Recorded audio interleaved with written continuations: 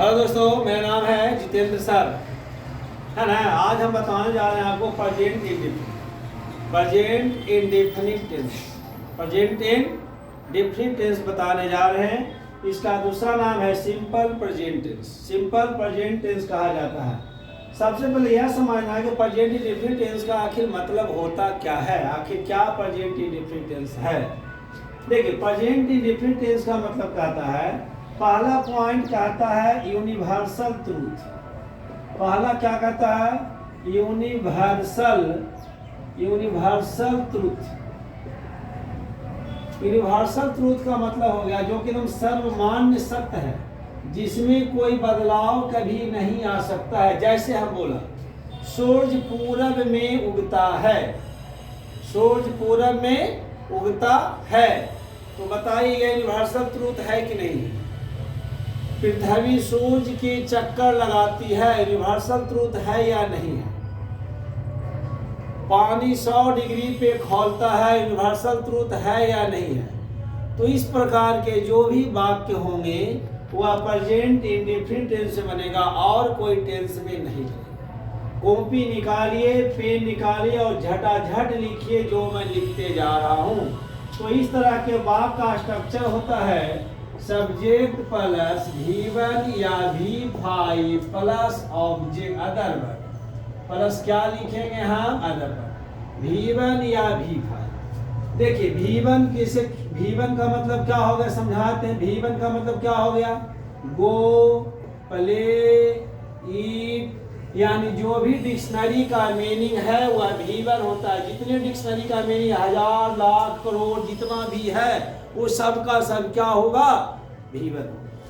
V5 का मतलब क्या है? क्रिया में एस लगा रहेगा। क्या लगा रहेगा?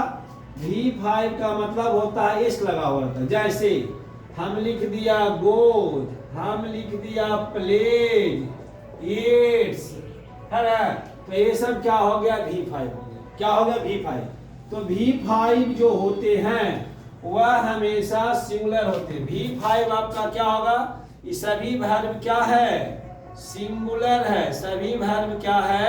सिंगुलर। और V1 जो होते हैं वह सभी वर्ब क्या होते हैं? प्लूरल होते हैं। V1 क्या होते हैं? प्लूरल। यानी डिक्शनरी के जो भी वर्ब है, यानी वर्ब जो पैदा लिया है वो सिंगुलर पैदा लिया है और इसमें एस या एस लगाते हैं तो क्या बन जाता है? सिंगुलर बन जाता है। चलिए, तो स्ट्रक्चर आपका प्रेजेंट इंडेफिनिट का मुख्य रूप से क्या होता है? सब्जेक्ट प्लस V1 या V5 प्लस अदर वर्ड होगा। जैसे पृथ्वी घूमती है, क्या ये सत्य है या असत्य है? यदि कोई बोल दिया कि पृथ्वी घूमती है, पृथ्वी घूमती है, पृथ्वी का क्या होगा? The earth moves. The earth moves. यदि कोई बोल दिया कि पृथ्वी घूम रही है और ट्रांसलेशन बना दिया कि द अर्थ इज मूविंग बोल दिया जाए, द अर्थ इज क्या बोल दिया? 100% गलत है। चाहे तुम दिल्ली से पढ़ लो या अमेरिका के किसी टीचर से पढ़ लो, यदि इसको काट दिया, यदि इसके बाहर कोई पढ़ाता है प्रेजेंट इंडेफिनिट में, मैंने जो बोला यदि इसके बाहर कोई है तो उसे काट लो। टीचर को नहीं काटना है, उसके सेंटेंस को काटना है। समझा? अब ध्यान दीजिए यहाँ पर आगे क्या ध्यान देना है। अब देखिए आगे और बताते हैं, आप लोग स्क्रीनशॉट ले लीजिए। अगला यूनिवर्सल ट्रूथ करना है। जैसे पानी 100 डिग्री पे खौलता है, जैसे हम बोले कि पानी 100 डिग्री सेल्सियस पर खौलता है, पानी 100 डिग्री सेल्सियस पे खौलता है, तो क्या हो जाएगा? Water boils, water boils at 100 degree Celsius. बताइए सत्य है कि नहीं कि पानी 100 डिग्री पे खौलता है? तो water boils at 100 degree Celsius. ये देखिए वाटर क्या बना आपका? सब्जेक्ट बना। ये बॉयल्स क्या बना? V5। क्योंकि सब्जेक्ट यदि सिंगुलर है तो वर्ब क्या लेगा? सिंगुलर। यदि सब्जेक्ट रहेगा प्लूरल तो वर्ब क्या लेगा? प्लूरल लेगा। जैसे सन पूरब में उगता है, सूरज पूरब में उगता है। सूरज पूरब में उगता है। सूरज पूरब में उगता है। तो सूरज का होगा द सन। उगना के क्या होता है? Rising in the east. In the east. The sun rises in the east. The sun rises. अब देखिए सन क्या हो गया? सब्जेक्ट। ए क्या हो गया? V5। और ये वाला क्या हो गया? अदर। तो सब्जेक्ट प्लस V1 या V5। प्लूरल रहेगा तो V1 लेगा, सिंगुलर रहेगा तो V5 लेगा। तो ये हमेशा बनेगा प्रेजेंट इंडेफिनिट में। यदि इसके अलावा कोई भी सेंटेंस का आप यूज करते हैं, किसी भी स्ट्रक्चर का यूज करते हैं, तो वह सेंटेंस आपका 100% रॉन्ग होगा और कोई इसे सही नहीं कर सकता है। तो जो चीज निश्चित है, बदलने वाला नहीं है, उसका अनुवाद हमेशा किस में बनेगा? प्रेजेंट इंडेफिनिट टेंस में। और प्रेजेंट इंडेफिनिट टेंस का स्ट्रक्चर देखे लिखते हैं सब्जेक्ट प्लस V1 या V5 प्लस क्या होगा? अदर। सब्जेक्ट प्लस V1 या V5 प्लस क्या होगा? अदर। जिसे कोई बोल रहा है कि सूरज घूम रही है, कंटिन्यूअस में नहीं बनेगा। पृथ्वी घूम रही है, कंटिन्यूअस में नहीं बनेगा। छोटे ट्रांसलेशन के बुक में दे दिया है सूरज घूम रहा है, पृथ्वी घूम रहा है, द अर्थ इज मूविंग कर दिया है, द सन इज राइजिंग कर दिया है, जो कि गलत है। 110% गलत है। तुम किसी भी भारत के टीचर से पूछ लो, कहीं भी सर्च कर लो, यूट्यूब पे सर्च कर लो, गूगल पे सर्च कर लो, कोई दुनिया का किताब इंग्लिश का ले आओ, दुनिया का कोई किताब ले आओ, इसको फेल नहीं करेगा। यदि इसको काट दिया तो मैं पढ़ाना छोड़ दूंगा। मैं तुमसे वादा करता हूँ, यदि इसको छोड़ दिया, यदि कोई इसके बियॉन्ड बता दिया, कोई भी टीचर या कोई भी किताब इंग्लिश का, दुनिया का कोई इंग्लिश का किताब है, यदि इसके बाहर बताता है तो उस पॉइंट को काट दो। एकदम गलत है। 100% क्या होगा? गलत होगा। तो सब्जेक्ट पर V1 या V5 प्लस क्या है? Other word. जैसे और एग्जाम्पल मैं देता हूं, है जो चीज निश्चित है, जैसे कोई बोल दिया, जैसे बोला गया भाई कॉलेज सोमवार को खुलेगी। कॉलेज कब खुलेगी? जैसे बोल दिया जाए कि महाविद्यालय सोमवार को खुलेगी। महाविद्यालय सोमवार को खुलेगी। अब लग रहा है गागेगी। आप प्रेजेंट में क्या जानते हैं? ताते ती जानते हैं। तो भाई कॉलेज का प्रोग्राम जो आया वो निश्चित न है, अनिश्चित थोड़ा होता है। तो यह हमेशा किस में बनेगा?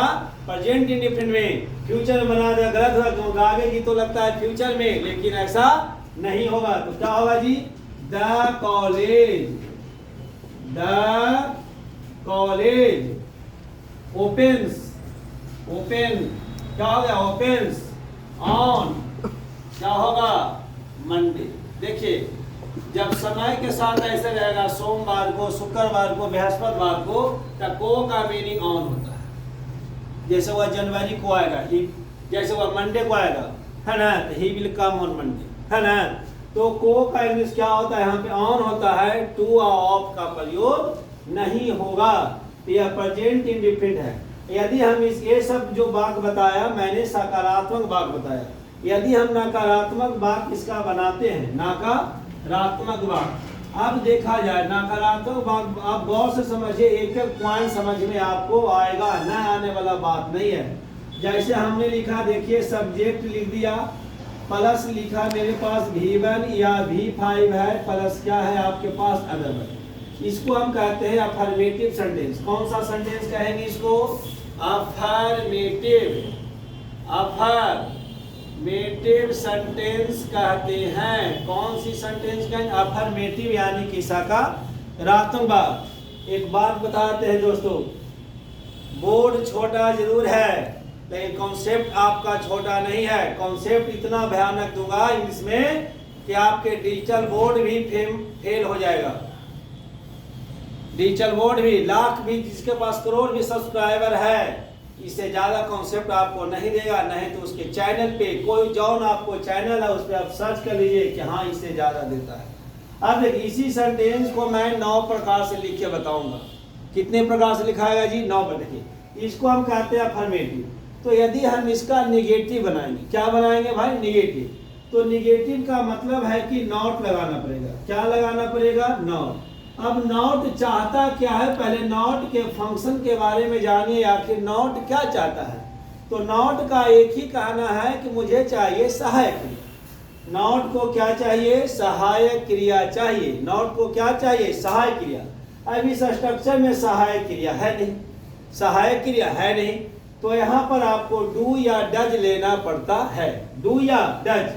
तो जिसके साथ V1 लग रहा है उसके साथ डू का प्रयोग करेंगे, जिसके साथ V5 लग रहा है उसके साथ क्या करेंगे, डज का प्रयोग। लेकिन जब डू डज का प्रयोग हो जाएगा तो हमेशा V1 का ही प्रयोग होगा, ना तो V2 आएगा, ना V5, ना V4 कोई। इसका निगेटिव सेंटेंस जब हम बनाएंगे तो सब्जेक्ट प्लस डू या डज, डू या डज प्लस लगाएंगे नॉट, प्लस हो जाएगा V1 और प्लस क्या हो जाएगा, अदर वर्ड हो जाएगा।